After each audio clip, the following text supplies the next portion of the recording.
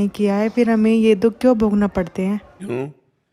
फसल आपने बोई है तो काटना आपको ही पड़ेगा, कोई दूसरा थोड़ी काटेगा। भीष्म जी सरसैया पे पड़े हुए हैं और भगवान से कहते हैं कि मैं 70 जन्म तक देख रहा हूं अपनी दिव्य दृष्टि से, मैंने ऐसा कोई पाप नहीं किया जो मुझे ये दंड मिले। तो भगवान ने कहा 100 के ऊपर चलो।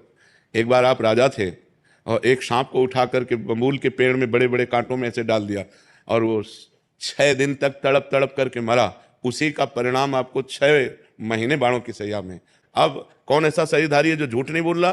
कौन ऐसा शरीरधारी जिससे पाप नहीं हो रहा? ये तो बात कह देना कि हमसे तो कोई गलती ही नहीं हुई, हमसे तो कोई पाप ही नहीं हुआ, ये बिल्कुल हम अविवेकपूर्ण मानते हैं। नहीं, ऐसा नहीं है।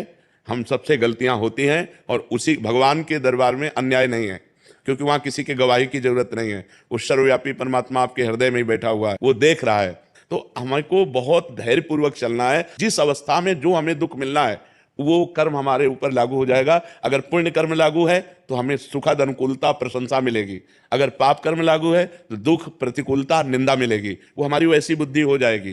तो फिर मनुष्य जन्म में महानता क्या है? अब नवीन हमसे पाप ना होने पाए, अब नवीन कर्म हम ऐसे ऐसे समझ समझ के करें कि हमारी आगे की जो जन्म हो या आगे जो हमें मिले वो बहुत अच्छा ही हो, पाप कर्म नहीं।